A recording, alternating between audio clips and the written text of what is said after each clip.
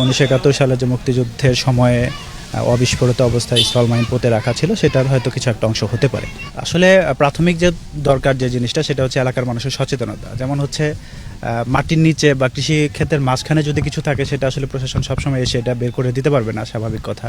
তো যারা কৃষিকাজ করেন বা এলাকায় থাকেন তাদেরকে একটু সতর্ক থাকতে হবে। এই ধরনের বোমা সদৃশ কোনো বস্তু থাকলে যারা যেন নিরাপদ সতর্ক অবস্থায় থাকে এবং প্রশাসন এবং পুলিশ যারা আছে সবাইকে যেন জানায় দ্রুততার সাথে, যাতে করে আমরা সেটা নিষ্ক্রিয় করতে পারি যথা দ্রুত সম্ভব আর কি। এটা আসলে খুবই টেকনিক্যাল বিষয় এবং এটা মানে আসলে কস্ট বেনিফিট রেশিও হিসাবে খুব একটা ভালো সিদ্ধান্ত হবে না আমি যেটা মনে করি।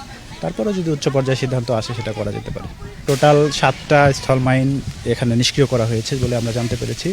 এটা যতটুকু আমি জানতে পেরেছি সেটা হচ্ছে পাকিস্তান আমলের এটা ছিল। সম্ভবত 1971 সালে যে মুক্তিযুদ্ধের সময়ে অবিস্ফোরিত অবস্থায় স্থল মাইন পুঁতে রাখা ছিল সেটার হয়তো কিছু একটা অংশ হতে পারে।